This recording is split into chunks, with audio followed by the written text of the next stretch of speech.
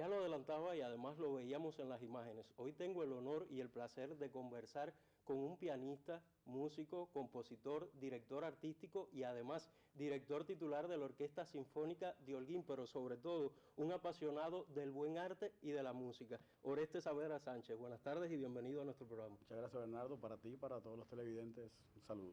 Es un honor, como decía. Me gustaría primero empezar, Orestes, hablando. ¿Cómo fue tu primer acercamiento a la música? ¿Cómo descubres que tenías este talento? Bueno, realmente no lo descubrí yo, lo descubrieron por mí. Estando en Villa Clara, en un campamento de la Iglesia Bautista, una misionera norteamericana, la tía Helen, como le llamaban, se dio cuenta, yo tendría unos 7 años, de que tenía quizás alguna habilidad sí, para la música, ¿no? Y se acercó a mis padres y les dijo que les recomendaba que me pusieran a estudiar música y así lo hicieron. O sea, yo provengo de una familia que realmente no tengo ninguna ascendencia de músicos así directamente. Y comencé a estudiar piano y me presenté a los exámenes de la Escuela de Arte en aquel momento y los aprobé. Y bueno, hasta hoy en esa carrera. Y así inicia una larga carrera, como decías, que comenzó con el piano, pero luego optas por la dirección orquestal. ¿Cuánto te aportó para esta haber sido instrumentista anteriormente? A ver, dominar un instrumento siempre es importante porque comienzas a descubrir y adentrarte realmente en las especificidades de la música, en la técnica de la música, en la teoría, en el solfeo, que lo necesitas para poder aprender y para poder tocar el instrumento. Y luego también en el caso del piano, que es un instrumento que tiene todos los registros, desde los graves hasta los agudos, te va dando esa posibilidad de ir soñando con los colores, con los timbres. Teniendo un oído musical también. Sí, teniendo un oído musical, por supuesto, ¿no? Ya un poco entrenado. Que debe ser entrenado, sí, en ese sentido. Y yo creo que ayuda muchísimo. Por supuesto, no solo el piano, hay grandes directores que han sido violinistas o chelistas, o incluso percusionistas. Pero siempre un instrumento, dominar un instrumento, además te ayuda a la hora de poderte dirigir a los músicos, saber en realidad que hasta dónde, cómo hacerlo y las posibilidades del instrumento como tal. En el caso de los instrumentistas y también de los cantantes, pueden entrenar, pueden ensayar solos en su casa. Sin embargo, un director tiene que estar frente a una orquesta para poder formarse. ¿Eso hace que esta superación sea un poco más lenta? Bueno, lenta inevitablemente es porque necesitas primero tener un dominio bastante amplio de la música y sus maneras y sus procesos para luego poder entenderla y luego intentar armarla, interpretarla desde una partitura que es una información fría, que se hace emocional cuando se toca. Ese es uno de los secretos de la magia de la música en ese sentido. Pero bueno, yo creo que en esa misma línea, no sé, te puedo decir que la preparación es bastante complicada. Para ser director hay que soñar, es lo primero que hay que hacer, hay que imaginar, hay que tener mucha creatividad, mucha imaginación. Comienzas estudiando la partitura, luego te la comienzas a imaginar, pero sí necesitas efectivamente el instrumento para poderla realizar. Y luego, cómo ese instrumento lo puedes ir moldeando para que esa obra realmente suene como el compositor quiso que sonase. Ese es realmente el proceso, ¿no? Básicamente. Sí, me estás hablando de magia, me estás hablando de imaginación, de creatividad, y eso precisamente ha permitido que la orquesta interprete un repertorio bastante variado y además complejo. Ya veíamos una de las obras en los inicios. ¿Cómo se hace esta selección? ¿Cómo definen el repertorio ustedes? Bueno, parte mucho por la estrategia de la dirección musical. En este caso yo asumo esa función también, además de la dirección un poco general, por eso el término de director titular, que es un término relativamente nuevo para las orquestas de provincia.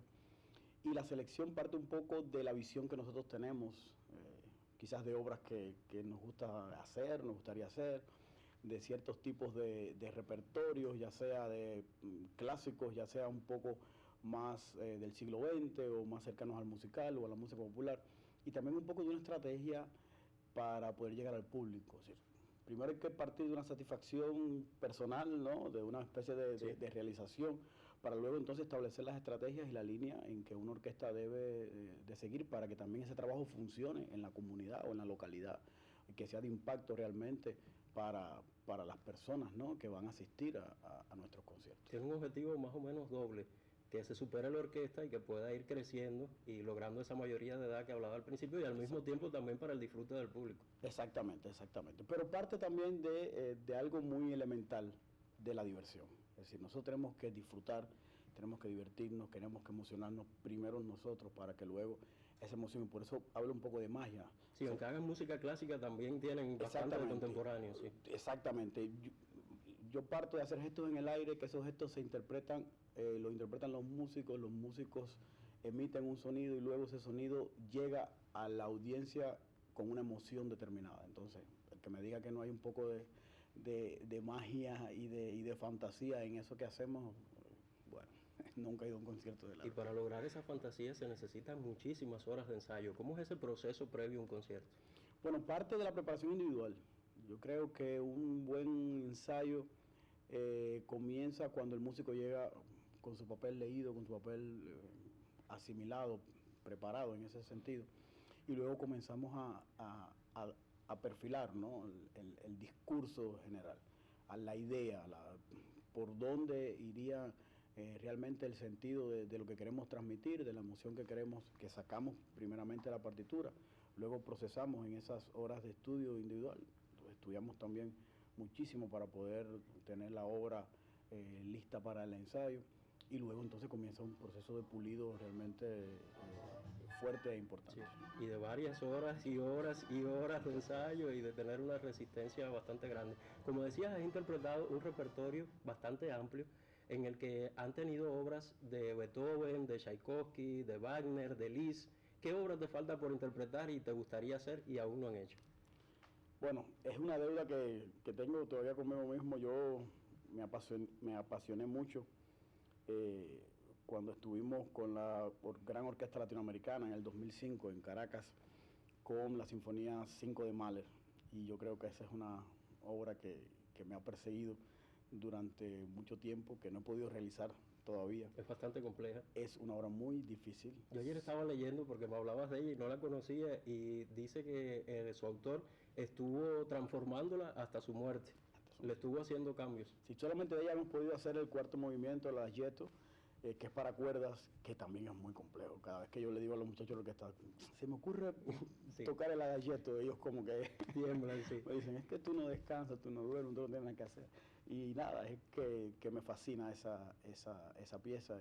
Y cuando te invitan a dirigir otras orquestas, no te atreves entonces porque es un gran riesgo. No, es que tomar el tiempo que me ofrecen las orquestas para preparar una obra tan difícil, yo creo que es un riesgo bastante complejo y sería muy estresante, porque es una obra que requiere realmente mucho tiempo y sobre todo una madurez bastante importante.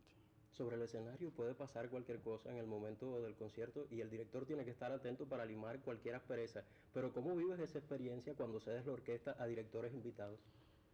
Mira, yo creo que es un proceso de crecimiento para ambos, para la orquesta y para mí. Yo creo que ceder es una de las grandes deudas que uno tiene como ser humano. Nosotros generalmente no cedemos mucho, sí, porque nos gusta estar en control. A los directores y ese sentido de pertenencia, estar en control. Y sobre todo también el temor de que algo pueda salir mal, pero hay que crecer. Y yo creo que en esa confianza también de que los demás son capaces, de que lo van a hacer bien, de que se han preparado. Pero sufres un poco, ¿verdad? Sí, lo sufro bastante, porque a veces también uno respeta la estrategia del director que está invitado, o el sentido musical que tiene, o la idea, y a veces coincidimos, a veces no coincidimos, pero bueno, todo parte del respeto, y bueno, él tiene sus propias razones para a veces hacer cosas con las que yo no coincido. Claro. Sí. Y también ese respeto y esa confianza en los instrumentistas que tienes en la orquesta, que son muy preparados. Sí, en eso sí. Inclusive esa confianza sí la línea de cuerdas se considera como una de las mejores del país. Sí. Todavía quedamos entre las mejores del país. Yo creo que sí, que la orquesta, a pesar de las renovaciones y a pesar de las incorporaciones y de los cambios, mantiene su alto nivel en ese sentido. ¿Cuál ha sido el mayor reto frente a ella? El mayor reto frente a ella fueron las ocasiones que tocamos en el Amadeo Roldán. Amadeo Roldán es la meca Tristemente ya ese teatro no está, esperamos que pueda recuperarse en algún momento, pero es la meca del arte sinfónico. No era la mejor sala es la Sala Dolores de Santiago de Cuba, pero la Amadeo Roldán tenía una historia impresionante. Me decías que era una especie de audición cada vez que tocaban, porque estaban probando eso. Sí, porque era un festival de orquestas y entonces siempre había una expectativa, sobre todo la orquesta que era joven. Ese festival comenzó en el año 2004, la orquesta tenía solamente 4 años y a veces compartíamos escena con orquestas que ya tenían 40 años de creada y un poco más. Y siempre el reto fue muy grande, desde la hora de escoger el repertorio como a la hora de ejecutarlo, porque además verse en el lugar donde estuvieron tantas personas, Néstor Lecuona, Amadeo Roldán. Estamos hablando de grandes figuras de la música de este país y muchas figuras internacionales también estuvieron ahí. Y como que hay un peso bastante grande. Unos muchachos del oriente del país que presumían de tener una orquesta, sí, siempre causaba expectativa, pero también un poco de temor y creo que fuimos poco a poco rompiendo, ¿no?, todas esas barreras, todos esos mitos desde la primera vez y eso es realmente una bendición. Y ya ha hecho también que sean reconocidos por su talento y por su capacidad de interpretar un repertorio variado y también muy complejo. La Orquesta Sinfónica de Holguín, que hace apenas 2 días estuvo celebrando su aniversario 23 y hoy estamos conversando con uno de sus mayores artífices y defensores. Pero te propongo hacer una pausa y al regreso continuamos conversando sobre ti y sobre la orquesta aquí en Confluencia.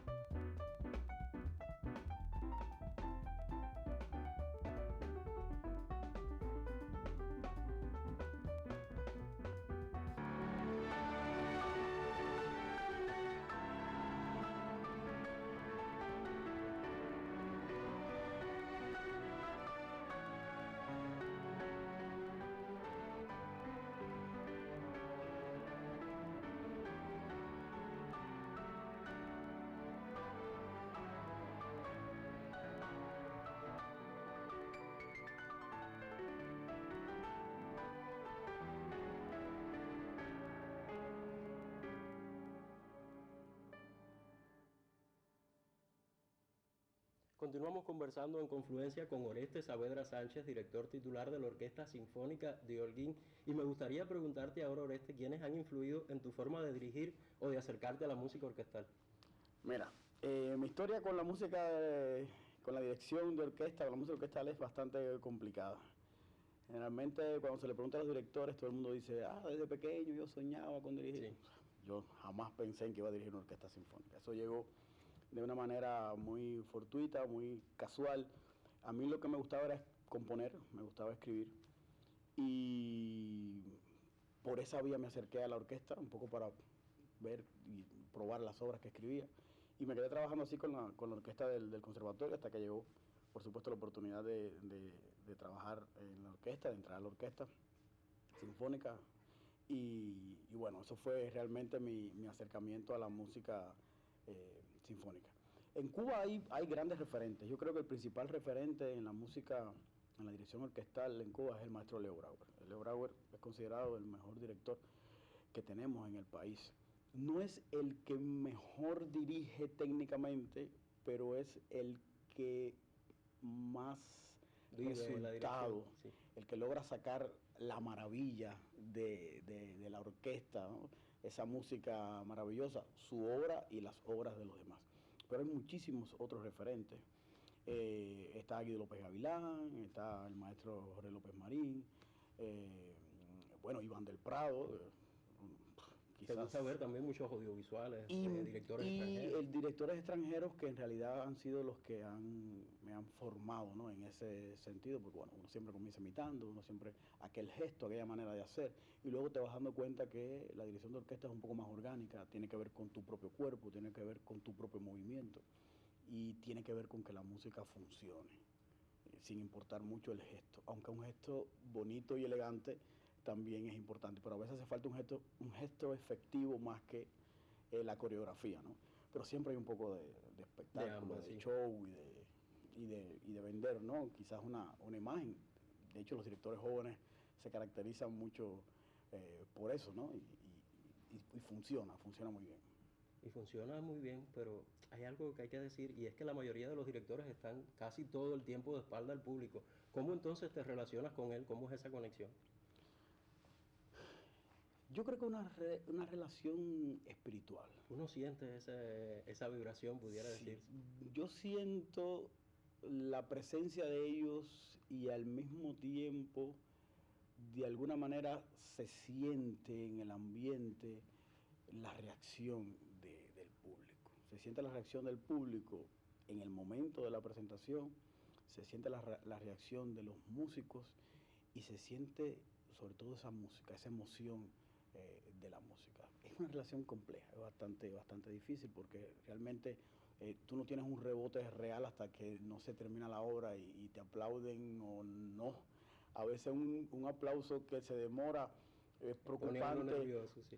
pero luego te reconforta, ¿no? Porque significa que la gente esperó y asimiló la música. Hay aplausos eufóricos, nosotros hemos tenido aplausos de 10 minutos en el Amadeo Roldán que ese es el mayor regalo para un artista. Eso es realmente emocionante, te saca las lágrimas, realmente ver cómo se puede emocionar un público de una obra que ya está escrita, que ya han oído, que ha sido interpretada, que ha sido grabada. Y realmente al público nos debemos y del público dependemos en ese sentido un poco para seguir creando, seguir soñando.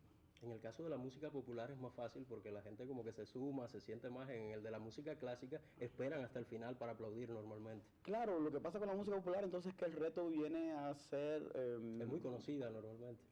Esa es una de las cosas, ¿no? Es conocida y tienes que tratar de buscar también alguna propuesta que sea atractiva para el público porque tiene ese peligro.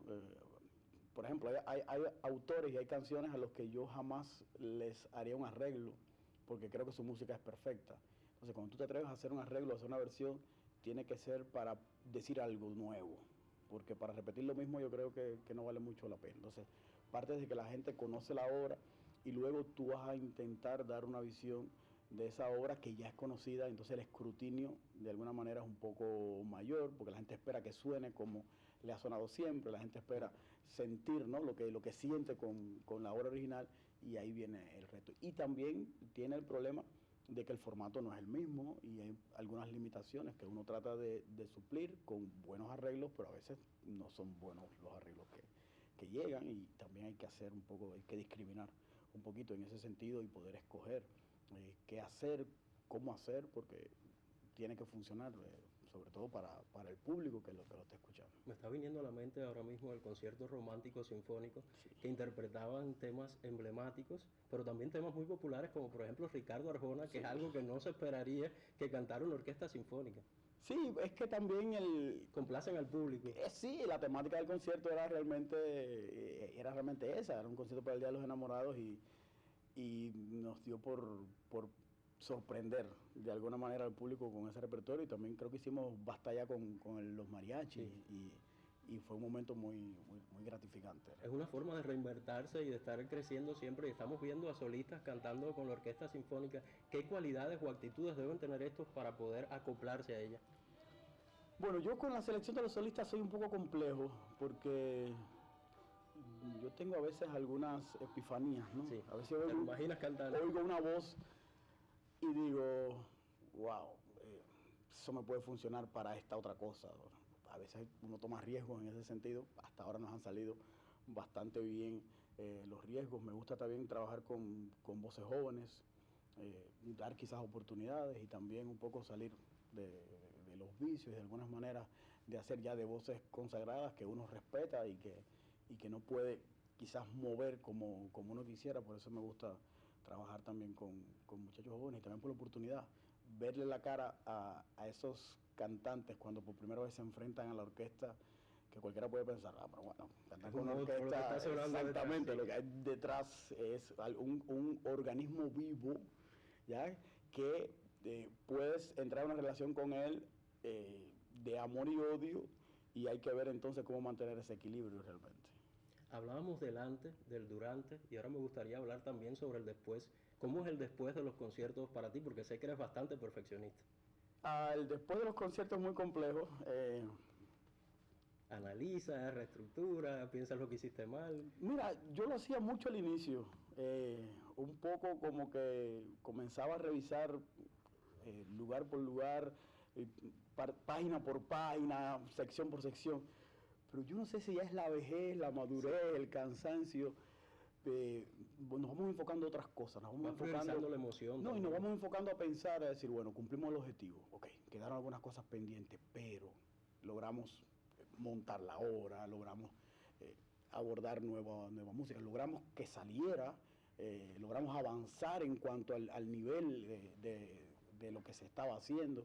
Y yo creo que uno aprende también a conformarse un poco, ¿no? con su trabajo, porque no es fácil todo el tiempo estar exigiéndote, ¿no? Eso puede ser un poco tienes que disfrutar también. Agobiante, exactamente. Estamos viendo ahora mismo la última fiesta sinfónica que aconteció hace apenas un mes y me gustaría que me hablaras porque creo que tus conciertos se distinguen por tener esa concepción de espectáculo. ¿Esto tiene que ver con que eres director artístico?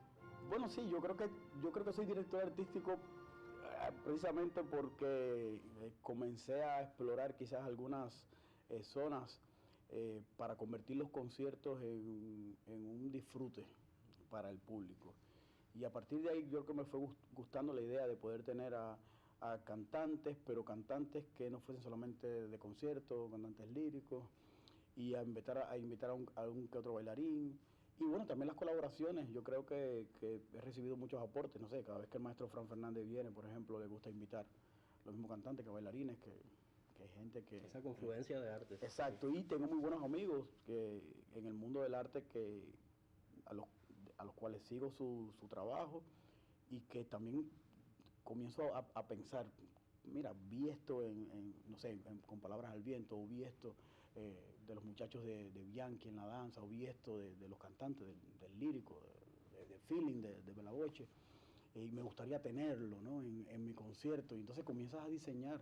Y comencé desde los conciertos sinfónicos, de los conciertos clásicos, y luego nos fuimos expandiendo y dijimos, bueno, ¿por qué no podemos hacer ahora, por ejemplo, en fiesta sinfónica, un concierto, pero que sea como una especie de espectáculo? Y ahí comienzas a pensar y así. Y el público lo agradece. Hemos tenido circo, hemos tenido acrobacia, hemos tenido magia, sí. Hemos tenido de todo en los conciertos. Yo creo que para el público es una experiencia realmente fabulosa. Y fabuloso también es que sacas de vez en cuando de las salas de teatro a la orquesta y toca en exteriores, algo que es bastante arriesgado. Sí. ¿Por qué te atreves a hacer esto? Yo creo que el riesgo vale la pena. A mí me encanta la adrenalina. No sé, me gusta apostar, ¿no? por la visualidad. Yo creo que las salas de concierto tienen un público bastante limitado, sobre todo por un hecho fundamental que es la capacidad.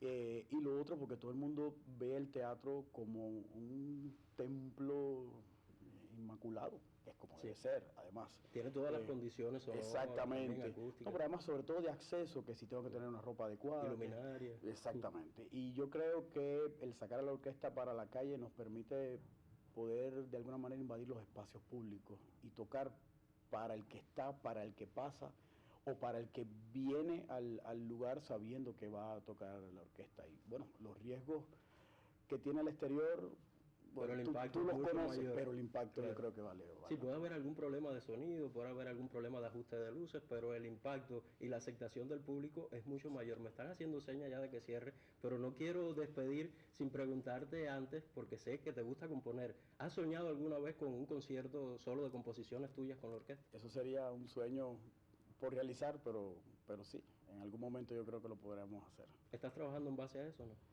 He escrito muchas cosas, vamos a ver los compromisos próximos cómo nos llevan, pero sí, a lo mejor para el año que viene podemos hacer un concierto dedicado a mi música, que es bastante peculiar. Y esperemos tener la primicia aquí en Confluencia. Gracias por esto, de verdad.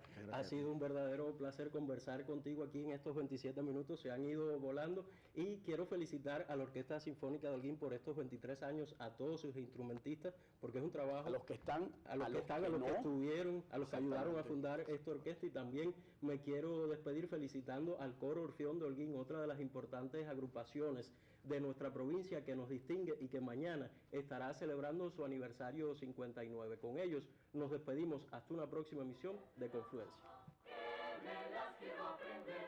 Ellos son de la loma y los quiero conocer. Mamá, yo quiero saber de dónde son los cantantes.